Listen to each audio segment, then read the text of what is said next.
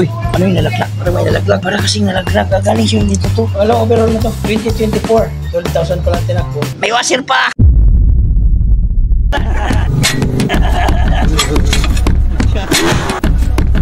Ay, halika na. Ito na yung 650 na galing Bulacan. O, taga Bulacan may-ari. Yung katok. O, yung knocking. Nakakawa pag sabihin katok, pero Yun talaga eh. Knocking. So, i-drain natin. Baba natin yung makina. So, pull out natin yung langis. So, kung itin. Kumbaga yung langis stress. Gawa nung bakal siguro na bakal na kakaiba. Ito, naluwagan ko na to. Uy, ano yung nalaglag? Ano may nalaglag? Yun. Dito mo ilagay. Ayun o, yun o. Yun. Ano yan? May tornilyo. Yan, tornilyo. Ano ba yan? Parang yung valve. Parang kasi nalaglag. Ayun o. Ay, doon.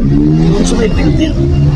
Ano, sa Doon sa may loob ng filter. Para kasing nalaglag. Galing siya dito to. Nakaharang doon sa gitna. nawasak. Yung filter. Tingnan mo yung loob, filter. Ano, parang may nawasak sa loob ng filter. Ay, ito yung pinaka-bulb. Yung filter? Oh, may bulb to doon eh. Ito yung pinaka-bulb. Ay, may spring mo. May spring mo nakikita. Oh, ito yung pinaka-bulb. Tanggal. Ito tanggal yan. Ewan ko, siguro, 1 na million, ganyan. Kaya pala pag laglag ko, may nalaglag.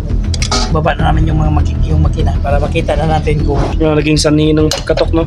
sa tulog. Ito na to, tapo na par. Tapo na. Ano na talaga siya. Palatandaan ng pandikit. Pandikit na niya. Walang overall na to. 2024.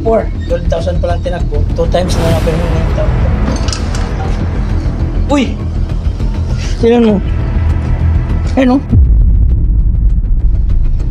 Parang sa clutch to. Kung dito ba return? Kung dito ba dito? Ayun o, spring. May washer pa!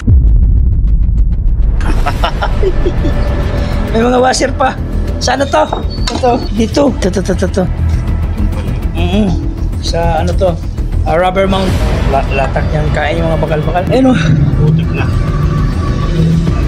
Parang hindi na maganda. Saan to? Sa clutch. Clutchcom tawag.